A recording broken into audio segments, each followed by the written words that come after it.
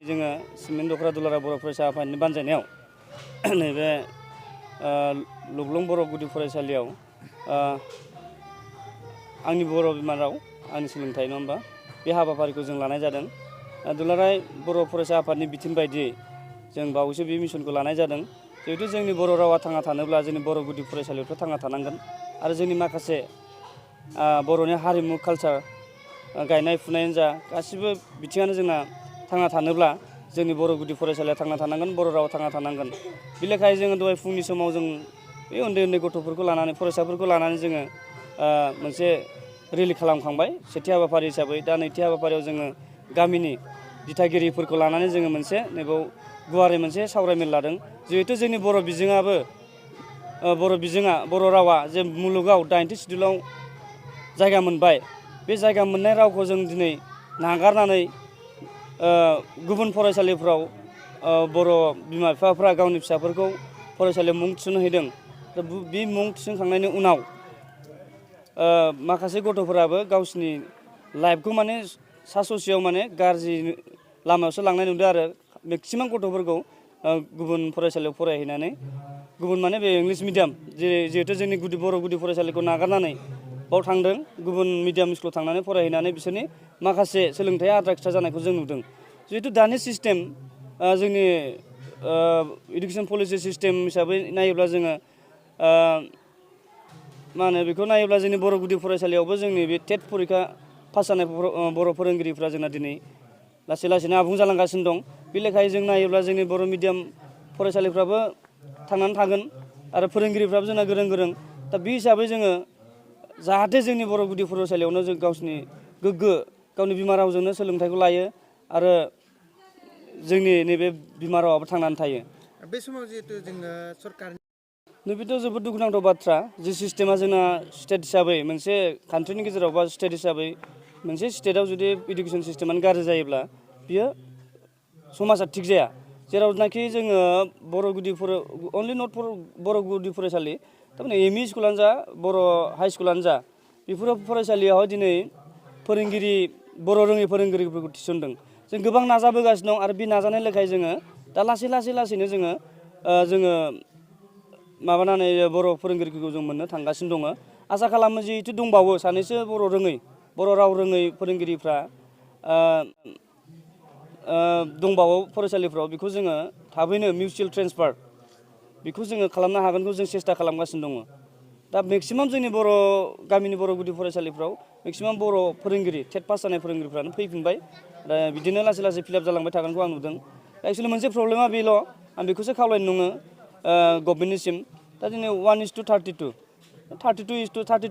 1 थारमाने 32 फरायसानि गेजेराव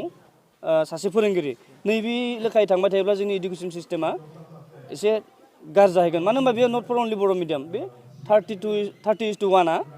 जोंनि अन्य एसामिस मिडियामावबो दङ, जोंनि बर' मिडियामावल' नङा आरो गुबुन मिडियामफोरावबो बे सिस्टेमा दं। दा अब्ला जोङो बेखौ नायोब्ला फोरोंगिरिखौ नांबावगौमोन। जिहेथु जोंना गुदि फरायसालि हिसाबै गोबां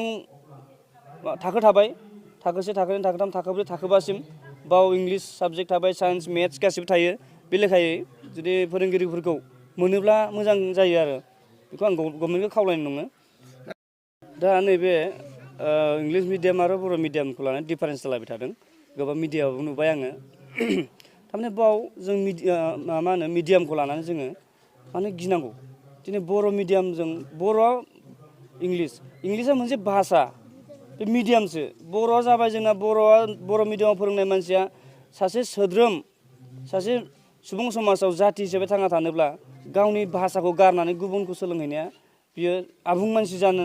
थाङा, बेखौ जों नुहुरो। मानो होनब्ला जोंनि माखासे लिडारखौ खालामो, बिसोरो माखौ लिडार खालामो आं सिन्थासो खालामो। आं बहुद नायबाय दं, दाख्लैबो माखासे पर्टेल निउस आरो फेसबुकफोराव जों नुबाय। लिडारफ्रानो गावनि फिसाफोरखौ फोरोङा आरो मोनसेया जाहैबाय गुबुनखौ लिडारफ्रा गावनि फिसाखौ इंलिस मिडियाम होनानै जों दुखियाफोरखौ, जों गोरिबफोरखौ बर' मिडियामाव फोरोंनांगौ। बेथ' जोबोद दुखुनांथाव बाथ्रा। बे रियेल खोथाखौ बुंदों बिसोरो। नंगौ, नों जुदि दिनै आंनि फिसाखौ जुदि आङो इंलिस मिडियाम होनानै दिनै बाव आङो बेयाव गोरनानै रोदा ओंखारलायनाय आं बुंफैबाथ' जानाय नङा।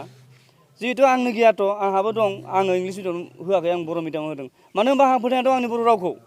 आं बिमानि रावखौ आं फोथायना दं बर'नि कालसारखौ आं फोथायना दं बर'नि हारिमुखौ आं फोथायना दं आरो आंनि फिसा फिसौखौथ' आङो सिदा बुंदों आं बे सासे बर'नि फिसाजो बा फिसाला होननानै आं सिनायथि होथारदों होननानै आङो दिनै बर' मिडियामनो होगोन आरो आं बुंगोन बे समाजनि गासैखौबो मिडियामखौ लानानै खुनु गोनो गोथो दा खालाम बर' मिडियामजों थांनानैबाबो जोङो नोंनि मोन्थायखौ मोनफुंनो हायो नोंनि मोननांगौखौ नोंनि जि मावनो गोसो जादों बेखौ मोनफुंनो हायो नोंहा खुनु डाउट जाया खहाबो जाया नों लाबसो जागोन फोरोंदों बिथांमोनखौ बुंदों आं खावलायदों नोंथांमोना अननानै नोंथांमोनाबो लाबोफिननांगौ आरो जि थांखांबाय थांथोंसै नांगौबा उनफ्राव थांखांनायखौ जों सोलायनो हाया फैनायखौ जों सोलायनो हायो दिनैनिफ्राय बिथांमोनाबो सोलायथों अब्लासो जोङो खौसे फैगोन डिफारेन्सआ जोंनाव फैनाय नङा अब्लासो डिफारेन्सआ मानिफ्राय फैदों आं सासे माहाजोन आं सासे थिखादार आं बर' मिडियामाव होआ डाइरेक्ट बर' मिडियामखौ मुगैनाय जादों नंगौ नङा बे डाइरेक्ट बर' मिडियामखौ मुगैनाय जादों दा अब्ला बेयावनोथ' डिफारेन्स जादों ना बे हाजिरा मावनानै जाग्राफ्रा बेंगालराव थानानै खामानि मावनानै जाग्राफ्रा दिनै नों मा जागोन होनबा बेंगालराव थानानै हाजिरा मावग्राफ्रा मालाय हनै आमुगा बिदि जाबाय आमुगा बिदि जाबाय दिनै बे गोनो गोथोआवनो आंबो बेंगालराव थानानै मासाव जुदि 15,000 मोनोबा 5,000खौ आं गथ'नि थाखाय गारगोन होननानै बे इंलिस मिडियाम फोरोंहैदोंमोन बेयो जोंनाव गोथां एग्जाम्पल दं ड्रप आउट जानाय गथ' बिराद दं मेरला दं नोंथांमोना गामि गामि हाबनानै सोंजागोन बे पर्टेलनि निउसनि गेजेरजों खावलायदों गामि गामि हाबनानै सों नोंथांमोना ड्रप आउट जादों क्लास 8, 9, 10 आव ड्रप आउट जादों मानो होनबा बिनि बिफाया हाजिरा मावग्रामोन हाजिरा मावनो हाला बिनि बिफाया देहा गैला बेंगालराव नोङो थांनो हाला खैला बाहायनो हाला एडमिसन फिसखौ माजों हरगोन बे गथ'नो बे बिदि गथ'फोरा जोंनाव गोबां जाबाय बे खिन्थु हारिनि थाखाय गोबां गिदिर खैफोद आरो बेयो जोंनि थाखाय मोजां जागायनाय नङा बेयो गाज्रि जागायनाय दा ओंखायनो आं खावलायदों नोंथांमोना इंलिस मिडियाम फोरोंनो थांदों सोरबा मालिकनि फिसाया सोरबा माहाजोननि फिसाया सोरबा साख्रिआवला सोरबा लिडारनि फिसाया बे जेबो सिन्था खालामनाङा इंलिस मिडियामाव फोरोंनायखौ सिन्था खालामनाङा बर' मिडियामावनो फोरों जोबोद मोजां बियो गोदै बिमानि रावा गोदै जोंनि बर' बिमा बायदि राव गैखाया बे मुलुगाव जोंनि बिमानि रावानो बयनिख्रुइ साबसिन गोदै आरो जोंनि रावखौ जानला मोनला मानसियाबो माबानो हाया जोंहा मोन्थाय दं दिनै आरो थाखो 12सिम जोंहा बर' रावजों फरायनो मोनसिगोन लिरनो मोनसिगोन माखासे एग्जाम कम्पिटिटिभ एग्जामफोराव साख्रिनि आनजादफोरावथ' जोङो दिनै बर'जों लिरदों ना लिरबोबायथ' दाथ' मा डाउट थाबावनांगौ माखासे नोंथांमोना मोजां सिन्था खालामनाय आं मोनसे एग्जाम्पल होनो हायो जोंनाव मोनसे न'खर दंमोन सानै बिदा फंबाय सासे इंलिस आरो सासे बर'मोन बर'आव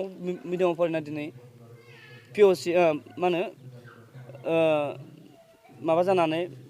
MA फरायनानै MSc पास जानानै दिनै GRF फोनांबाय नेट फोनांबाय दिनै साख्रिया बिना गोथांखासै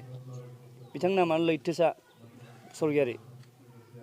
दा अब्ला नों डिफारेन्सआ मायाव दं डिफारेन्सआ जेरावबो गैया डिफारेन्सआ माथ्र' नोंनि माथायावसो खिलिमिलिया दा ओंखायनो नोङो थिग जानांगोन नों थिग जाबानो इंलिस मिडियाम बर' मिडियाम बेयाव खुनु माबा फैया जेबो माबा गैया बाव फाराग गैया जेबो डिफारेन्स गैया ओंखायनो बर'आवनो हो नोंनि फिसा फिसौआ सोद्रोम सासे बर' समाजनि मानसि जागोन बियो हाथरखि अलंबार बायदि जागोन बियो मानो होनबा टटेल बर'नि हारिमुनि गाननाय जोमनायनि आगरनिफ्राय लानानै बर'नि बे बैसागो जा मा जा गासिबो बे खाम सिफुं जथा सेरजानि खोथा मिथिलांगोन आरो बे सासे हारिमुवारि माने जोंनि जाथिनि मानसि सोरजिनो हागोन बे न'खराव बे गथ'खौ बर' मिडियामाव होयोब्ला